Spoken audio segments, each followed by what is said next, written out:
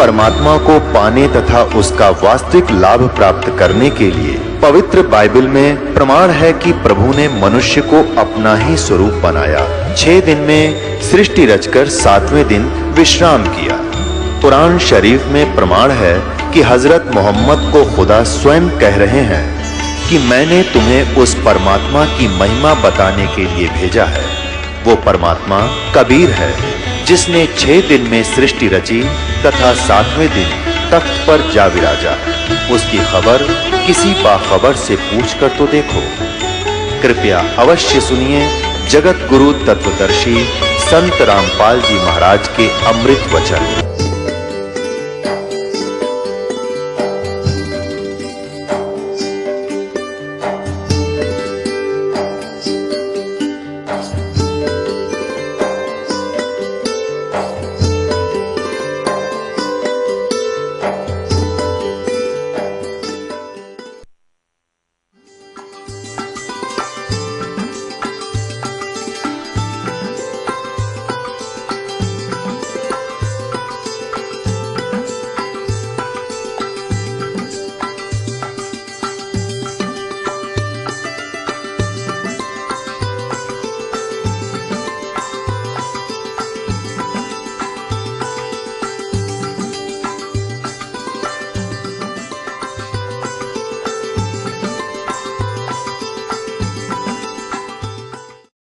अब रावण ने गुरुजी की आज्ञा का पालन करते हुए, उनकी बात को सत्य मानते हुए इतना सैक्रिफाइस कर दिया कि अपना यहाँ से काट के, यहाँ से अपनी तलवार से ऐसे काट कर उसके चरणों में समर्पित कर दिया और उसको भगवान शंकर जी ने वापस दे दिया। फिर 10 बार ऐसे चढ़ा, 10 बार इसको वापस जीवित कर दिया।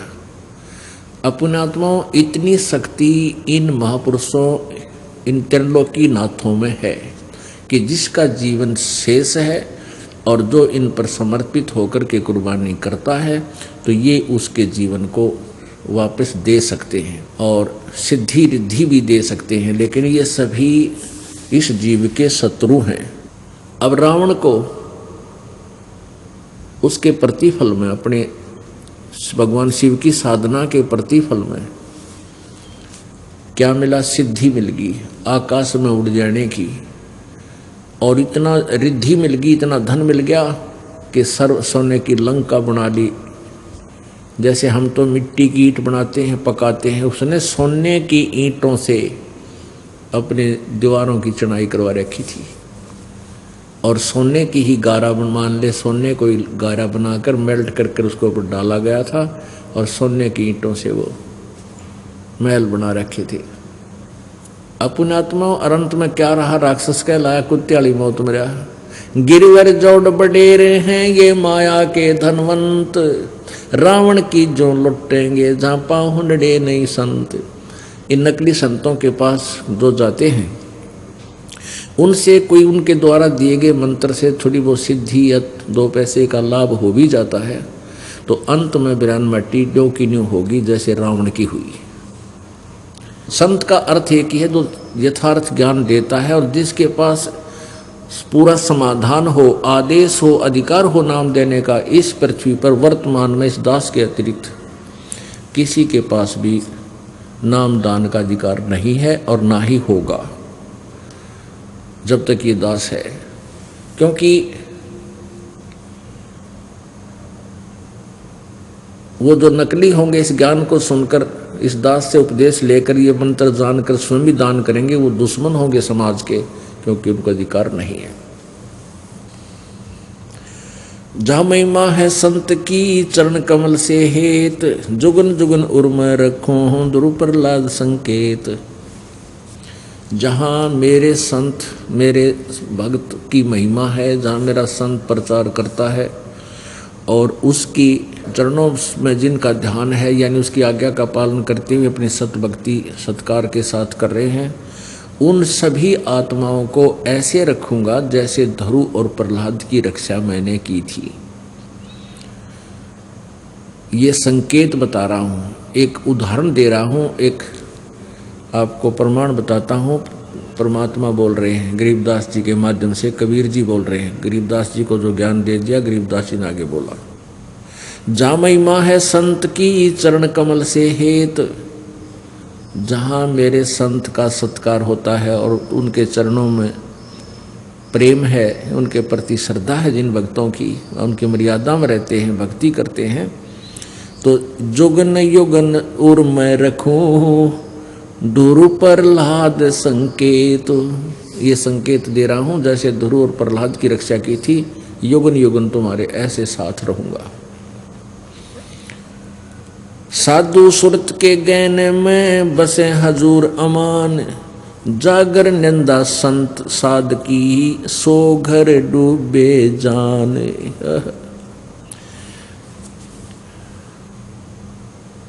संत, जिस घर में संत की निंदा होती है, यानी ऐसे संत को कोई निंदा करता घर बैठ के, उन घरों का तो नाश समझो, उनका विनाश हो जाएगा, वो डूब जाएंगे। लख छल छिद्र मैं करूं अपने संतों काज, लख छल छिद्र मैं करूं अपने संतों काज, अरणक से पूजो मार हूं नरसिंह धर हूं साज। स्वर्ग पतालों सकल में आप कबीर है राम, नरसिंह होकर अवतरे है प्रहलाद भक्त के काम। जहाँ जन की महिमा सुनो ताम गवन करंत, वो तो नगर अमान है जहाँ मेरे प्यारे संत। अब पुण्यात्मा, अभी तक हम ये कहा करते थे विष्णु जी ने प्रहलाद की रक्षा की, मीराबाई की रक्षा की, ध्रुव की रक्षा की। नहीं, रक्षा भी परमात्मा कबीर जी यानी परम अक्षर ब्रह्म ही कर सकते हैं, दूसरे नहीं कर पाते। परंतु भक्ति की आस्था हमारे हृदय में बनाए रखने के लिए परमात्मा कबीर जी लीला करते हैं। परमेश्वर कबीर जी का उद्देश्य था किसी प्रकार ये मानव समाज परमात्मा में आस्था बनाए हुए और इस बिचली पीढ़ी तक पहुंच जावे। सतयुग, त्रेता, द्वापर और अब कलयुग, कलयुग की यह बिचली पीढ़ी है। अब ये भक्ति मोक्ष काल है, ये मोक्ष काल है। तो यहाँ तक लाने के लिए परमात्मा ने, कोई भी भक्त किसी भी इष्ट की पूजा करता था और उसका पूर्व संस्कार था, उसके जो पूर्व संस्कार के आधार से उनकी रक्षा करने के लिए भी परमात्मा स्वयं जाते थे। और उनकी आस्था जिस इष्ट में होती है, जैसे कोई विष्णु जी का उपासक है, जैसे प्रहलाद विष्णु जी का उपासक था, नरसिंह रूप धारण करके प्रभु पूर्ण परमात्मा परम अक्षर ब्रह्म गए, वो उत्तम पुरुष गए और हिरण्यकशिपु को मार के फिर विष्णु रूप धारण किया, क्योंकि उस प्रहलाद की आस्था विष्णु जी में थी। और यदि कबीर रूप धारण कर लेते तो प्रहलाद नहीं मानता थे, उसकी कितनी लीला कर दी थी। तो इसलिए फिर विष्णु जी की महिमा होगी कि विष्णु जी ने प्रहलाद की रक्षा की। कोई बात, जैसे गीता जी अध्याय नंबर, गीता जी अध्याय नंबर 15 के श्लोक नंबर 16 और 17 में 3 परमात्मा बताए हैं। और गीता जी अध्याय नंबर 15 के 1 से लेकर 4 में क्या प्रमाण दिया है कि ऊपर को जड़ वाला, नीचे को तीनों गुण रूपी शाखा वाला, उल्टा लटका हुआ संसार रूपी वृक्ष है। और जो संत इस वृक्ष के सभी पार्ट्स को, सभी विभागों को भिन्न भिन्न बताता है, स वेदवित, वो वेद के तात्पर्य को जानने वाला है, वह तत्वदर्शी संत है। जिस तत्वदर्शी संत के विषय में चौथे अध्याय के 34वें श्लोक में पवित्र गीता जी में कहा है, उस तत्वदर्शी संत की पहचान बताई है कि जो सभी parts of the body of tree, इस वृक्ष के सभी पार्ट्स के बता देगा, अलग अलग बतावेगा, वह वेदवित है, वो वेद के तात्पर्य को जानने वाला है, वो तत्वदर्शी संत है। फिर इसमें बताया कि तत्वदर्शी संत क्या बताता है कि अक्षर पुरुष एक पेड़ है, निरंजन वा की डार, तीनों देवा शाखा है, ये पात रूप संसार। अब देखिएगा यहाँ एक इसके साथ इसका लिंक है, उल्टे लटके हुए संसार रूपी वृक्ष का। ये देखिएगा, ये उल्टा लटका हुआ संसार रूपी वृक्ष है, गीता जी अध्याय नंबर 15 के श्लोक नंबर 1 से 4 और श्लोक नंबर 16 से 17 का आशय ये अलग अलग बताया कि 1 से 4 में यही बताया कि ऊर्ध्व मूलम अधः शाखम अश्वत्थ प्राहु, तो ये और 16 में वो 3 अलग अलग भगवान बताए। 16-17 में परमात्मा ने खुद बताया अक्षर पुरुष एक पेड़ है, निरंजन यानी ब्रह्म उसकी डार, ये डार ब्रह्म है। ये अक्षर पे वृक्ष जो जमीन से बाहर दिखाई देता है उसको पेड़ बोलते हैं। ये अक्षर पुरुष एक पेड़ है ये, और निरंजन वा की डार ये ब्रह्म, ये अक्षर पुरुष, ये ब्रह्म क्षर पुरुष, और तीनों देवा शाखा हैं, रजगुण ब्रह्मा, सतगुण विष्णु, तमगुण शिव जी, तीनों देवा शाखा हैं। ये पात रूप संसार, और ये गुप्त रूप जो है, गुप्त है, ये परम अक्षर ब्रह्म है जो जड़ कहलाता है, ये परम अक्षर ब्रह्म है। ये पूर्ण ब्रह्म कबीर जी है, कबीर साहब है। तो इसमें क्या बताया कि ऊपर को जड़ वाला, नीचे को तीनों गुण रूपी शाखा वाला उल्टा लटका हुआ संसार रूपी वृक्ष है, और जो इसके सभी विभागों को बताता है वो तत्वदर्शी संत है। और तत्वदर्शी संत के बाद तत्व ज्ञान प्राप्त होने के उपरांत उस परम पद परमेश्वर की खोज करनी चाहिए, जहां जाने के बाद साधक फिर लौटकर संसार में कभी नहीं आते, जिनकी जन्म मृत्यु कभी नहीं होती, जो पूर्ण मोक्ष प्राप्त करते हैं। और जिस परमेश्वर से पूरे संसार रूपी वृक्ष की प्रवृत्ति विस्तार को प्राप्त हुई है, अर्थात जिसने सभी ब्रह्मांडों की रचना की है, जो कुल का सृजनहार है, वो परमात्मा, उसकी साधना करनी चाहिए और की नहीं करनी चाहिए। गीता ज्ञानदाता कहता मैं भी उसी की शरण में हूं, एक उसी परमात्मा की पूजा करो। गीता जी अध्याय नंबर 15 के श्लोक 16 में कहा कि 2 परमात्मा हैं, 2 भगवान विशेष रूप से विख्यात हैं। इस ब्रह्मांड में 2 भगवान हैं, इस काल के इस मिट्टी वाले लोक में। ये देखिएगा श्रीमद् भगवद गीता जी,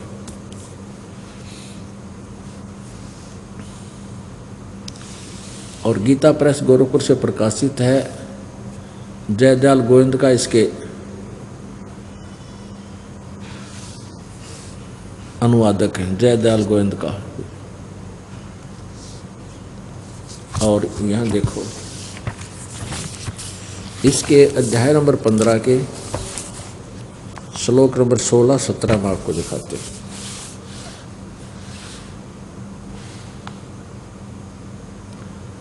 ये श्लोक नंबर 16,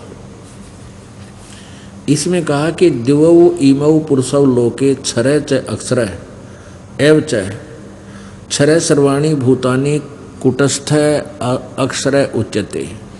इसका सीधा सा अर्थ है इमौ लोके, इस मिट्टी पृथ्वी वाले लोक में, यानी सरपुरुष और अक्षर पुरुष के लोक में, ब्रह्म और परब्रह्म के लोक में, दिवौ यानी 2, इमौ माने इस, लोके माने लोक में, दिवौ माने 2, पुरुषों माने पुरुष, 2 भगवान हैं, एक क्षर पुरुष एक अक्षर पुरुष। क्षर पुरुष ये ब्रह्म है, अक्षर पुरुष ये परब्रह्म है। एवं च, और इसी प्रकार इन दोनों के लोकों में, मिट्टी वाले लोक कहलाते हैं, नाशवान लोक हैं। सर्वाणी भूतानी, ये सभी स्थूल शरीर युक्त जितने प्राणी हैं वो सब नाशवान है। क्षर माने नाशवान, और कटुस्थ माने आत्मा, जीवात्मा, अक्षर माने अविनाशी, उच्चते माने कही गई है जिसका मरण ना हो। यह देखिए इन्हीं का अनुवाद। इस संसार में नाशवान और अविनाशी भी ये 2 प्रकार के पुरुष माने प्रभु हैं। ये 2 प्रकार के इस संसार में नाशवान और अविनाशी भी ये 2 प्रकार के पुरुष माने 2 प्रकार के भगवान हैं। 2 प्रकार के प्रभु, इनको क्षर पुरुष और अक्षर पुरुष भी हम लिख सकते हैं। और संपूर्ण प्राणियों के शरीर तो नाशवान है और जीवात्मा अविनाशी कहा जाता है, तो अंडरस्टूड है। अब 17वें में कहा कि उत्तम पुरुष है तो अन्य, उत्तम पुरुष है तो अन्य परमात्मा इति उदाहरते। उत्तम पुरुष तो ऊपर वाले जो 16वें श्लोक में वर्णित दोनों से कोई न्यारा है, अन्य है, उत्तम पुरुष तु अन्य परमात्मा इति उदाहरते है।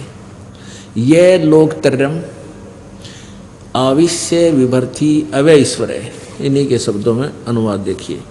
उत्तम पुरुष तो अन्य ही है, यानी उन ऊपर वाले दोनों भगवानों से कोई श्रेष्ठ परमात्मा तो और ही है, जो तीनों लोकों में प्रवेश करके सबका धारण पोषण करता है। अविनाशी परमेश्वर परमात्मा इस प्रकार कहा गया है। अपने आत्माओं, यहाँ प्रसंग चल रहा है कि परमात्मा स्वयं बता रहे हैं कि हमने ही नरसिंह रूप धारण करके हिरण्यकशिपु को मारा और प्रहलाद की रक्षा की। श्री रामचंद्र जी पर रावण नहीं मरा था और कई दिन तक युद्ध होता रहा। जब ये भगवान भी जब अपने को मुसीबत में देखते हैं, तब ये भी परमात्मा को याद करते हैं। तो वो परमात्मा देखता है कि इनके पुण्य के आधार से फिर वो जाकर उनका धर्मी अधर्मी का भी सतर परमात्मा देखता है, किसका दोष गना है, तो फिर वो उसी की रक्षा करता है जो निर्दोष होते हैं। तो परमेश्वर कबीर जी ने जाकर ही रावण के देखो सब लीला मालिक के हाथ में होती है। क्रिया करता दिखे राम। पहले राम वो धनुष था, सारे काम कर रहा था, कुछ नहीं कर पाया। अब ये कहने की बातें हैं कि विभीषण ने बता दिया कि उसकी नाभि में अमृत था, ये तो जाते बता दिया था विभीषण ने, और उसके बाद तो छक्के छुटा दिए थे रावण ने श्री रामचंद्र जी के। जब उसने याद किया कि कुकर मरा कसाई सिर मारता हूँ तो कट जाता है और फिर उगाता है, और नाभि में ये तीर लगने नहीं दे रहा, वो भी बहुत बड़ा सूरवीर था। तब परमेश्वर कबीर जी ने आकर निशाना साधा, रावण दिखा था, राम चलाता और ठोक्या परमात्मा ने। यानी वो बाण, उसके बाण से राम के बाण को बचाकर नाभि तक पहुंचाना, यही क्रिया परमात्मा की थी। किसको क्रेडिट देंगे? पूर्ण परमात्मा को। न राम तो पहले मारे न था, लग गया को नहीं, छक लिया था उसके। तो यहाँ क्या कहते हैं, सोचल छीदर मैं करूं अपने संता काज, हिरण्यकशिपु जो मार दो नरसिंह दर के साज। जो जन मेरे शरण है ताका हूं मैं दास, और गेल गेल लाग्या फरू जब लग धरती आकाश।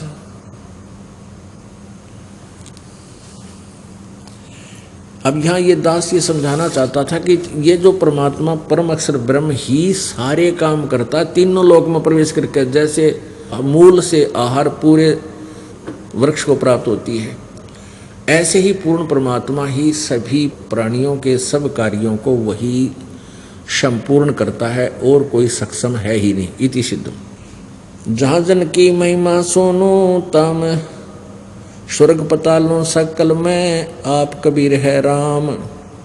नरसिंह होकर अवतरे प्रहलाद भगत के काम। जहाँ जन की महिमा सोनो ताम गवन करंत, वो तो नगर अमान हैं जहाँ मेरे प्यारे संत। आपने ऋग्वेद मंडल नंबर 9 और सूक्त नंबर 86, मंत्र नंबर 26-27, ऋग्वेद मंडल नंबर 9 सूक्त नंबर 82, मंत्र 1, 2, 3, इनमें आपने सुना, देखा, पढ़ा। कल रात को कल दिन में आपको दिखाया था कि वो परमात्मा जहाँ भी धार्मिक अनुष्ठान यथार्थ भक्ति मार्ग जहाँ प्रचार किया जाता है, कहते वो चलकर वहाँ शीघ्र बिजली जैसी गति से उस स्थान पर परमात्मा पहुँच जाते हैं और वहाँ पर विद्यमान रहते हैं। लेकिन हम नहीं देख सकते उस परमात्मा को, वो साकार होते हुए भी हमारी आँखों से ओझल होता है, क्योंकि उसको देखने के लिए हमें दिव्य दृष्टि की आवश्यकता होती है।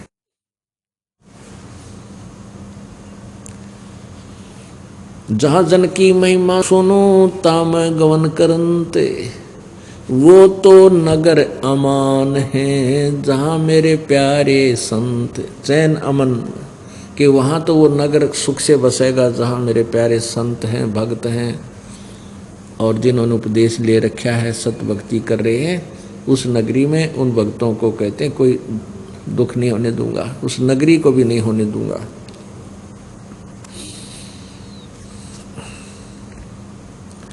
साध साध सब कोई कहे है, साध समुद्रों तीर, अवगत की गत को लखे है, गए कबीर सुधा शरीर।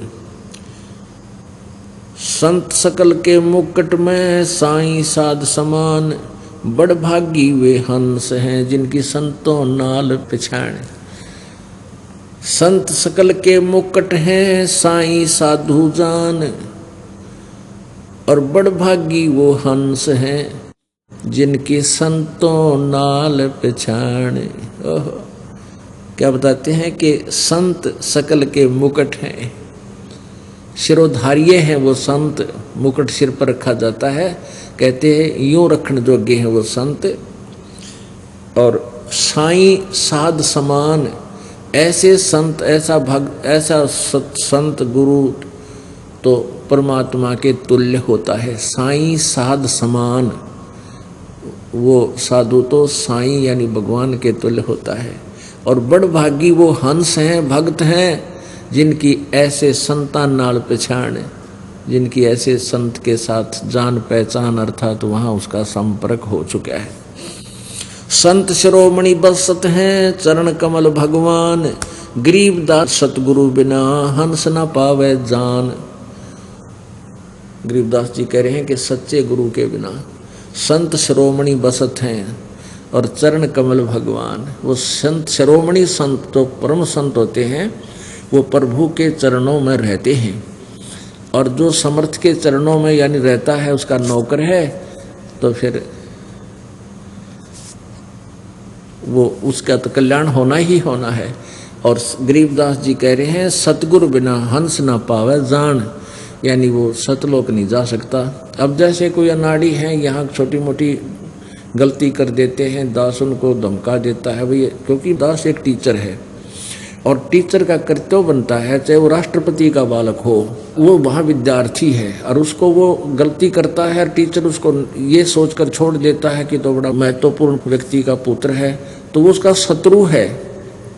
उसको आम बच्चे की तरह ट्रीट करना उसका परम कर्तव्य बनता है टीचर का, नहीं तो उसका भविष्य पर बिगड़ जाता है। तो ऐसे ये दास इस उद्देश्य से आप जी को, आप मेरे बच्चे हो, मेरे विद्यार्थी हो, चाहे कोई 60 साल का है, चाहे कोई 10 वर्ष का है, कोई 5 वर्ष का है, चाहे 20 वर्ष का है, चाहे, तो आप सभी विद्यार्थी हैं।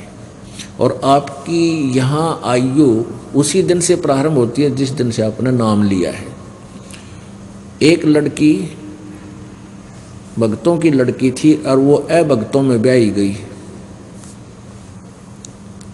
कुछ दिनों के बाद उनके गुरुजी उस लड़की के वहाँ चले गए, पता कर लिया मैं उधर जा रहा हूँ, लड़की कहाँ ब्याही है, तो वहाँ चले गए। लड़की से पूछा, उसकी सास घर पर थी, ससुर नहीं था। उस लड़की से पूछा कि संत ने कि तेरा ससुरा जीव है कि मर गया? अग जी वो तो मरा हुआ है। तेरी सास कितने दिन की है? कि वह तो जी अभी 6 महीने की है। वह सास सुने बैठी बैठी, अग देख किसी ने कमी झूठ बोलन लाग रही अपने गुरुजी के सामने। तो जब तक वो चला गया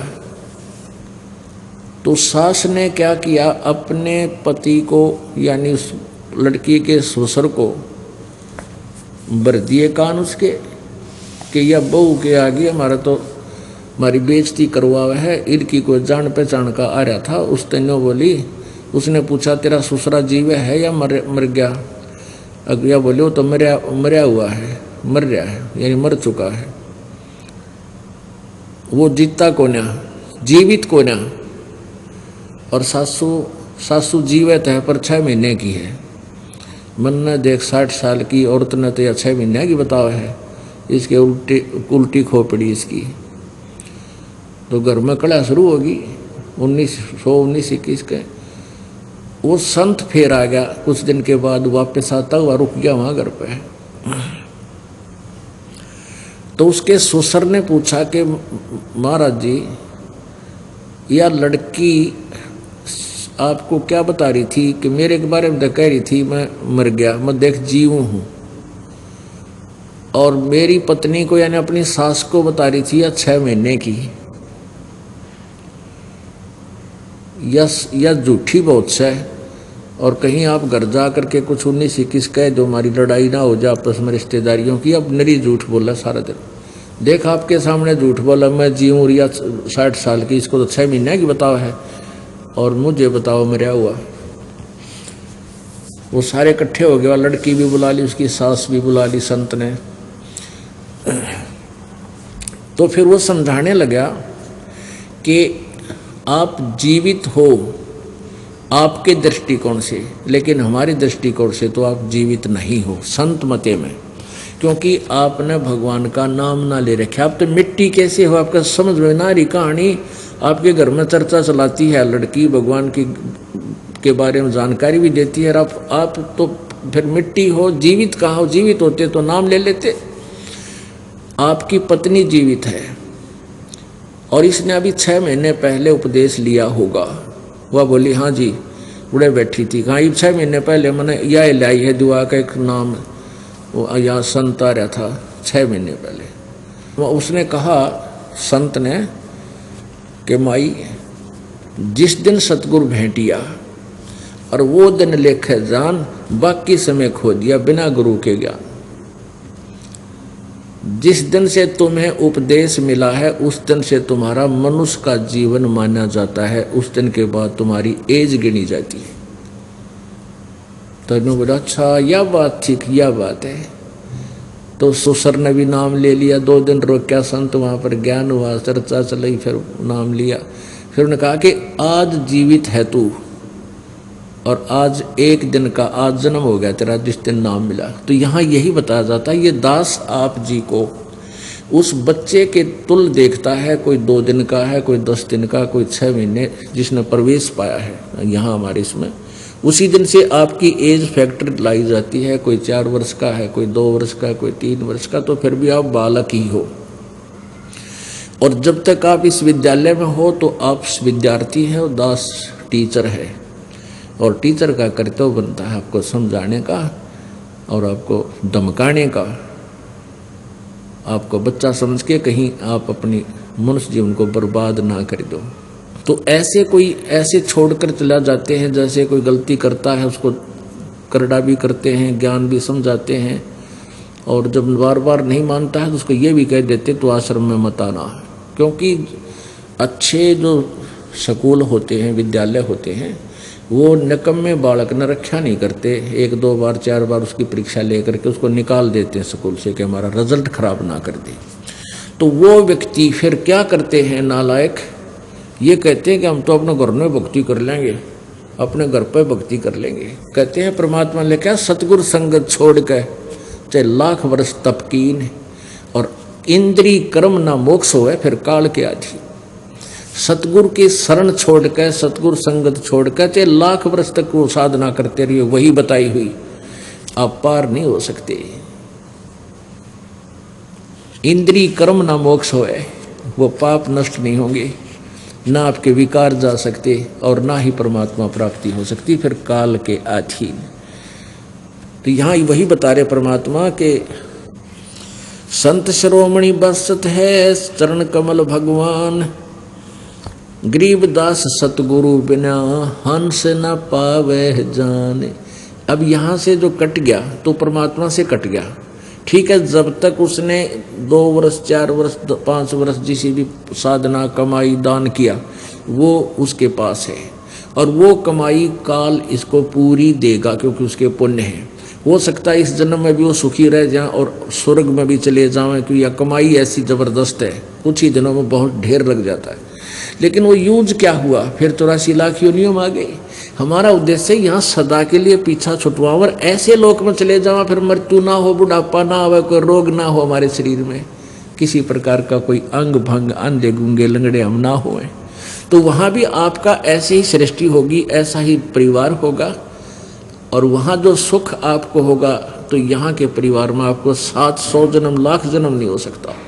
और वहाँ आपका कभी मरण नहीं होगा, सदा बाहर वृक्ष एक जैसी मौसम रहता है, और वहाँ बड़ी अमृत की वर्षा होती है, फौहार चलती है। तो ऐसे उस लोक में हमने जाना है। और जब तक वहाँ नहीं गए तो कहते हैं चार मुक्ति जहाँ चंपी करती माया होरी दासी, दास गरीब भय बुध प्रसव मिले राम अविनाशी। उस सतलोक के अंदर वो चार मुक्तियों का सुख, जो यहाँ की नकली चार मुक्तियाँ हैं, ये तो नकली है उसकी तुलना में, ऊपर वाले सुखों की तुलना में। और ये चारों मुक्ति प्राप्त प्राणी भी फिर जन्म मृत्यु में आता है, उसके पास वो सुख नहीं रहता जो उसने मेहनत करके प्राप्त भी कर लिया स्वर्ग में। एक दिन वो अक्षीण होगा, और सतलोक में कभी अक्षीण नहीं होता। वो अमर लोक है, अमर पुण्य है वहाँ आपके सदा के लिए। अब संत साधु भक्त किसे होया करें? निर्मल अंग निराश मन दूरी से दीखंत, साक्षी भूत पिछाणे ले परख नवेला कंत। कुंदन जे हे ताव जे मुझे नहीं मुचकाई, सो तो साक्षी भूत है अनगिन ताव सहाई। निर्मल अंग और निराश मन। पुण्यात्माओं, आप कहीं जाते हो, किसी के पास जाते हो, तो ऊपर तो मीठे बोलेंगे और बिल्कुल चंट मंट पावेंगे, नो खूब बढ़िया ड्रेस पहने, अंदर में कपट होगा, हृदय से सच्ची बात आपसे नहीं करेंगे। और इसके विपरीत जो भक्त संत होते हैं, अंदर से तो मन तो निर्मल होता है, ऊपर तो वह बोले बाले से नजर आते हैं। कहते हैं अकल अलूने दीखते, ये सर्व अकल के मूल, हरदम रटे हरि नाम को वो झूलने अनहद झूल। अब जैसे आप जी सत्संग में आते हो, आप जी सत्संग में आते हो, बहन बेटी भाई बुजुर्ग सभी, और यहाँ आपको एक संत भक्त बनाया जाता है। जितनी भी बहन बेटियाँ आती हैं, कोई सबको प्रार्थना की जाती है कि किसी प्रकार का भी बाह्य आडंबर आपने नहीं करना है, ना कोई टिक्की बिंदी लानी है, ना कोई लिपस्टिक लगानी है, ना कोई हार श्रृंगार की लगानी है, और न ही ये नाखून पालिश वगैरह यानी कोई ऐसे भड़कीले वस्त्र भी आप जी ने नहीं पहनने चाहिए। एक बहन कह रही थी, जब मैं नौकरी करती हूँ ऑफिस में, और मैंने अब ये लिपस्टिक लगानी छोड़ दी, मेहंदी लगानी भी छोड़ दी, नेल पॉलिश भी छोड़ दी, तो मेरे वहाँ ऑफिस के वर्कर, कर्मचारी, अधिकारी और साथ में जो और भी बहनें नौकरी करती हैं, वो कहने लगी कि तुम्हारे कुछ हो गया क्या, तुम्हारे घर में कोई दुर्घटना घट गई क्या? कहने का भाव ये था कि थारा कोई मर गया के? क्यों मर क्यों गया? कि तूने लिपस्टिक लानी छोड़ दी, और ये मेहंदी भी ना लाती, नाखून पालिश भी ना लाती। तो उसने कहा कि हमने तो नाम ले लिया और गुरुजी का उपदेश ले लिया, हमारे लिए ये प्रतिबंध है, हम नहीं ला सकते है। यो भी बड़े प्रतिबंध हो, यानी 100 बात। मुझे तो वो मूर्ख समझते हैं कि यो तो नालायक, ये तुम तो कति मूर्ख। और परमात्मा कहते हैं अकल अलूने दीखते। फिर आपको कुछ ऐसे भक्त हैं, जैसे आप सत्संग में आ जाते हो, बीच में भी आते हो, सत्संग 15-10वें दिन सत्संग प्रारंभ हो जाता है, 11वें दिन कुछ बीच में भी आते हैं भक्त जन, जिन पर नहीं रुका जाता, जिनकी मिट गई, वो नहीं रुक सकते। तो वो उनको क्या कहते हैं, अड़ोसी पड़ोसी आसपास के या संबंधी रिश्तेदार नाती, कहते हैं इनकी तो अकल मारी गई, तीसरे दिन भाग लें सत्संग में। इनका तो जो है ना बिरानी के जंतर मंत्र कर रखा है, इन पर डटा नहीं जाता है, और ये तो नाश करेंगे अपना। तीसरे दिन भाड़ा लावें, किराया लगाते हैं, घर का काम त्याग कर जाते हैं। तो परमात्मा कहते हैं ये अकल अलूने दीखते, ये सर्व अकल के मूल, हरदम रटे हरि नाम को ये झूले अनहद झूल। ये तुमने अकल अलूने, अलूने माने निकम्मे मूर्ख बिना अकल के, अकल माने बुद्धि, अलूने माने घटिया, यानी घटिया बुद्धि के, बिल्कुल व्यर्थ बुद्धि के दिखाई देते हैं, मूर्ख दिखे। अकल उलूने माने मूर्ख, तुमने तो ये अकल अलूने दिखे हैं, ये सर्व अकल के मूल हैं, इनके पास सब ज्ञानों की जड़ है, और ये हरदम रटे हरि नाम को, ये झूलें अनहद झूल। ये तो वो सुख अनुभव कर रहे हैं जो तुम्हें अकल वालों को कदे नहीं हो सकता। तुम अपने आप में चतुर समझते हो। तो यहाँ उसी के विषय में बताया है कि निर्मल अंग और निराश मन। अब जैसे पुण्यात्माओं नाचना गाना, ये लिपस्टिक आदि लगाना, वो आप सिद्ध कर रहे हैं कि आज तू लिपस्टिक नहीं लगा का ये कोई मर गया क्या? यानी कोई मृत्यु हो जाती है तो फिर ये ना लिपस्टिक लगाते, ना मेहंदी लाते, ना कोई त्योहार मनाते, ना नाखून पालिश लगाते। तो कहने का भाव ये है कि तुमने पक्का मान रखा था कोई मरे को नहीं, इसलिए तुम ये सारे फंड कर रही हो बहन बेटियां।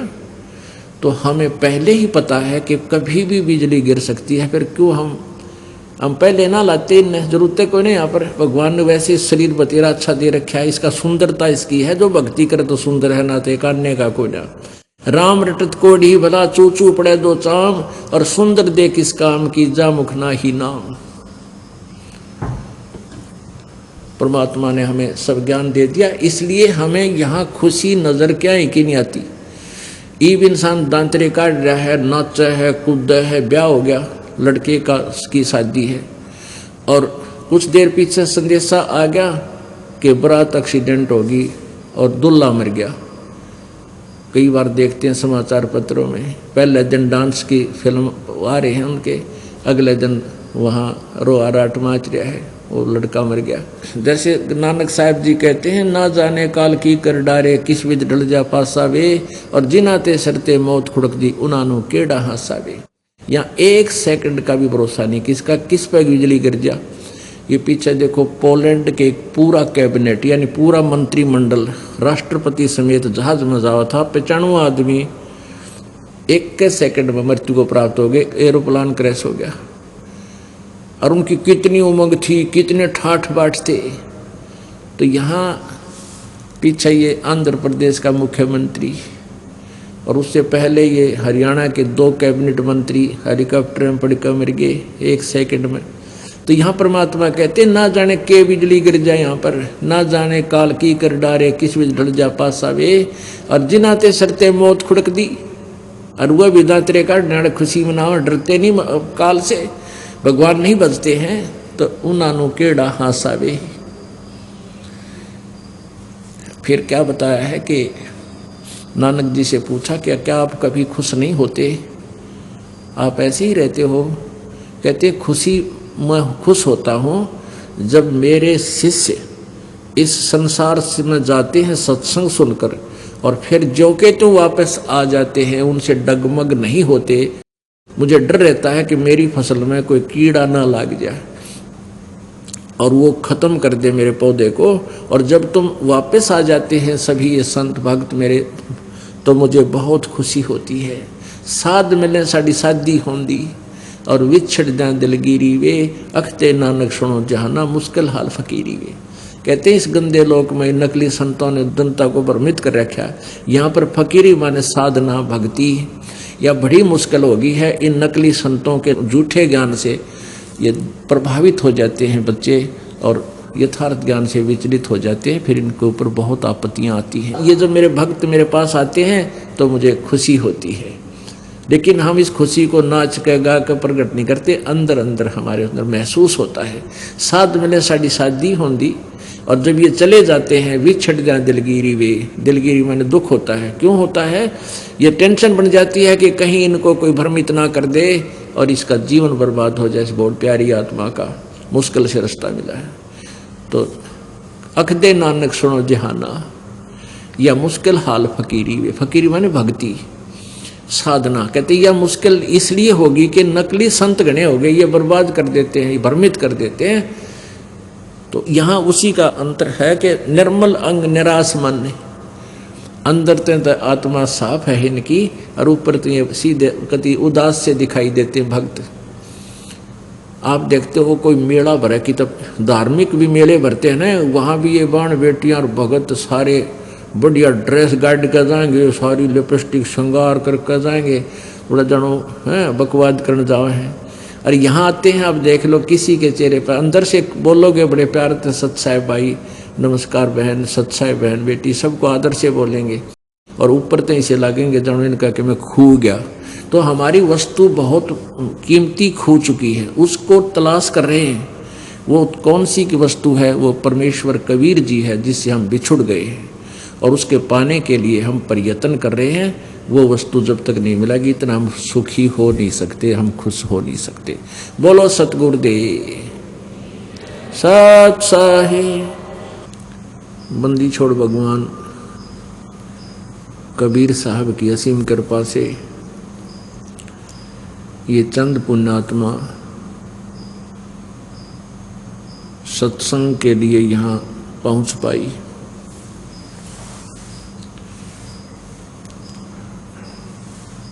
परमात्मा की असीम कृपा से ऐसे शुभ समागम हुआ करते हैं, और जो अति पुण्यात्माएं हैं वे ही सत्संग में पहुंच पाती हैं।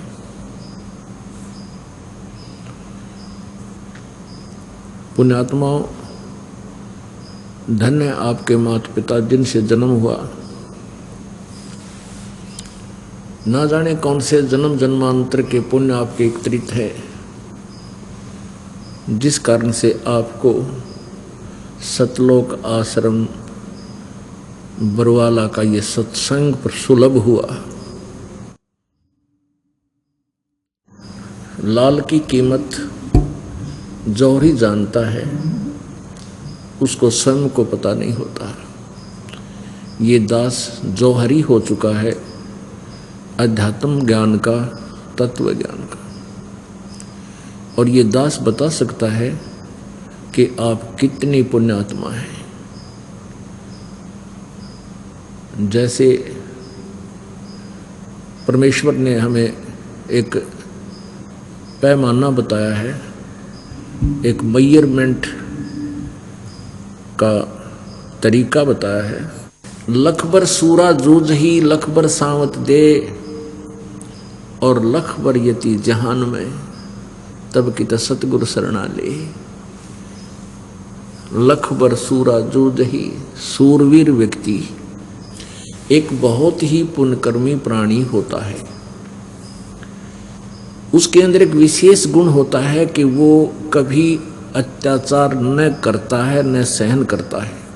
ना तो वो करता है न ही वो सहन कर सकता है, उसकी जान जा सकती है। और वो अपने उद्देश्य को पूरा करने के लिए वो शीश दे सकता है, पीछे नहीं हटता। उसके अंदर कोई भी दुराचार अवगुण नहीं होता है। ऐसे पुण्यात्मा भी आप लाखों बार रहे हो, और लख बार सावत दे, एक सावत शरीर बोलते हैं जो जिस पुण्यात्मा के हाथ घुटनों से नीचे तक हो, एक हाथ हो वो भी पुण्यात्मा है, जिसके दोनों हाथ घुटनों से नीचे हों वो अति पुण्यात्मा होता है। तो ऐसे भी आप लाखों बार रहे होगे, और लख पर यति जहान में, हनुमान जैसे यति कहते ऐसे भी तुम लाखों बार रहे होगे।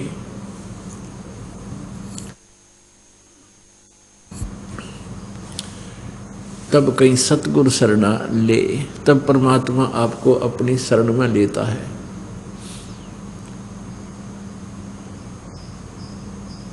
बताओ, आज जो आपको शरण मिली है, आप किसी ना किसी जन्मों में इतनी पुण्यात्मा भी रहे हो। अब उनसे भी इतना कुछ पुण्यात्मा ऐसे विशेष चर्चा के विषय भी बने रहे, जैसे हनुमान जी जैसे जति, और भी बहुत से ऐसे महापुरुष हैं जिनके विषय में बहुत सी कथाएं चली हैं कि वो ऐसे महान थे, ऐसे महान थे, लेकिन मोक्ष ना होया, मुक्ति उनकी हुई को नहीं, इसलिए वो भ्रम भटक रहे हैं। परमात्मा कहते हैं कि गोरख से ज्ञानी घड़े। कबीर परमात्मा जी के संपर्क में आने के उपरांत गोरखनाथ जी को ये ज्ञान परमात्मा का सुना हुआ उसने भी कंठस्थ कर लिया और वो जगह जगह जाकर ज्ञान सुनाता था। कुछ उसके पास सिद्धि थी जिस कारण से उसने कई करोड़ों व्यक्तियों को अपने पीछे अनुयायी भी बना लिया था। और गोरखनाथ जी बहुत प्रसिद्ध हो गए थे कि गोरख जैसा ज्ञान नहीं किसी के पास, क्योंकि परमात्मा कहते हैं बेखों के लश्कर फिरे ये बाणी चोर कठोर, और सतगुरु धाम ना पहुंचेंगे ये 84 के ढोर। सुखदेव जी जो ऋषि थे, एक बार उनके पास एक अप्सरा आई उसका सत जगाने के लिए, तो उसने भी उस अप्सरा को यानी सुंदर स्त्री को यही कह करके अपने से दूर कर दिया था, हे बेटी, हे बहन, हे माई, आप यहाँ किस लिए आई। तो कहने का भाव यह है कि इस पॉइंट से सुखदेव जी की महिमा बहुत गणी होगी थी। भाई ये बहुत ही बड़ा इंद्रिय जीत व्यक्ति है। तो सतगुरु क्या बताते हैं, गोरख से ज्ञानी गणे और सुखदेव जति जहान, सीता सी बहु भारिया संत दूर अस्थान। गोरख से ज्ञानी गणे और सुखदेव जति जहान और सीता सी बहु भारिया संत दूर स्थान। ओह, क्या बताते हैं कि गोरख जैसे ज्ञानी प्रसिद्ध बहुत पा जाएंगे और सुखदेव जैसे जति भी बहुत मिल जाएंगे और सीता जैसी अच्छी आत्मा पत्नी भी बहुत मिल जाएंगी, लेकिन संतों के घर बहुत दूर है, यानी भक्त के घर बहुत दूर है। पुण्यात्माओं, कितना गूढ़ रहस्य है सूक्ष्म वेद के अंदर परमात्मा की अमर वाणी में। तो आप संत भक्त हो, आप वो पुण्यात्मा हो, आपकी तुलना में न तो सीता और न सुखदेव और न ही गोरख, क्योंकि आप अभी बालक हो, तत्व ज्ञान से परिचित नहीं हो, आपका भी जन्म हुआ है। जन्म होने का तात्पर्य कि जिस दिन सतगुरु भेंटिया वो दिन लेखे जान, बाकी का समय व्यर्थ गया और बिन सतगुरु के नाम। जिस दिन से आपको ये नाम प्राप्त हुआ है उस दिन से आपका मानव शरीर जाना जाता है। आज किसी ने 1 महीना हो गया नाम लिए न, तो 1 महीने का बच्चा ही है, बेटी या बेटा। किसी ने 2 वर्ष हो गए हैं तो 2 ही वर्ष का बालक है। किसी ने 4 वर्ष हो गए हैं तो 4 ही वर्ष का बच्चा है, क्योंकि अभी तक हमारी बुद्धि इमैच्योर थी। अब हमारी बुद्धि, हमारा ज्ञान मैच्योर होता जा रहा है और वो मैच्योर भी धीरे धीरे बढ़ रहा है। जैसे आप किसी ने एक वर्ष हुआ नाम लिए तो उसको उतना ही ज्ञान हुआ है, किसी ने 2 वर्ष हुए हैं तो उसकी उतनी ही बुद्धि विकसित हुई है। तो आप बच्चे हो इस मार्ग के। हमने इन सिद्ध पुरुषों की कथाएं सुनी थी, लेकिन ये भी मोक्ष नहीं प्राप्त कर सके। और परमात्मा के पाने के लिए एक विशेष कसक आपके अंदर होनी चाहिए, परमात्मा तभी मिलता है। कैसी कसक होनी चाहिए परमात्मा पाने के लिए, कितनी तड़फ बने। जब आपको ये ज्ञान हो जाएगा कि ये संसार में जो भी वस्तु है ये आपकी नहीं है, और इस ज्ञान से आपको ये भी विश्वास हो जाएगा, परमात्मा कहते हैं दृष्टि पड़े सो फना है, धर अंबर कैलाश, या कृत्रिम बाजी झूठ है, तुम सुरत समो श्वास। जो कुछ भी आपको दिखाई देता है ये सब नासवान है, 21 ब्रह्मांड भी नासवान है। दृष्टि पड़े सो फना है, धर अंबर कैलाश, धर माने धरती आसमान और ये कैलाश पर्वत जो शिव जी का धाम बताते हैं। और ये बनावटी बाजी, बनावटी सृष्टि है, ये नकली। अब तो आप पता लग गया है कि पृथ्वी कैसे है। पृथ्वी एक गेंद की तरह हवा में उड़ रही है, और ये स्वयं भी घूम रही है और ऐसे भी भाग रही है। सूर्य के चारों तरफ ये बहुत लंबा चौड़ा क्षेत्र तय करती है और इसकी बहुत स्पीड है, लाखों किलोमीटर प्रति घंटा की स्पीड से ये ऐसे दौड़ रही है और स्वयं भी पर अपने आप ये ऐसे भी एक चक्कर काट देती है 24 घंटे में। ऐसे भी ये 24 घंटे में एक पूरा चक्कर कर लेती है और ऐसे भी भाग रही है। ये सभी लोक, ये ग्रह जितने भी हैं आपको दिखाई देते हैं। ये विष्णु का लोक, शिव का लोक, ब्रह्मा का लोक, स्वर्ग, महास्वर्ग, ब्रह्मलोक, ये सभी ऐसे हवा में चक्कर काट रहे हैं और इन सब का नाश होएगा एक दिन। केवल एक स्थान है सत्यलोक, उसका कभी विनाश नहीं होता। तो आपके हृदय में यह बात जच जाएगी कि हम ऐसे स्थान पर रह रहे हैं जब ये कभी भी विनाश को प्राप्त हो सकता है, और एक स्थान ऐसा है जो कभी नाश नहीं होता और वहाँ जाने के बाद मृत्यु नहीं होती। तो उसको पाने के लिए होय होय कैसी तड़प हो आपकी। अब आपको कुछ ऐसी कथाएं सुनाते हैं, फिर आपकी तुलना करेंगे कि आप कितने पुण्यकर्मी प्राणी हो, और आपको अब सहज में भक्ति मिल रही है क्योंकि आप पिछले जन्म जन्मांतर में ऐसी महान आत्मा रही हो।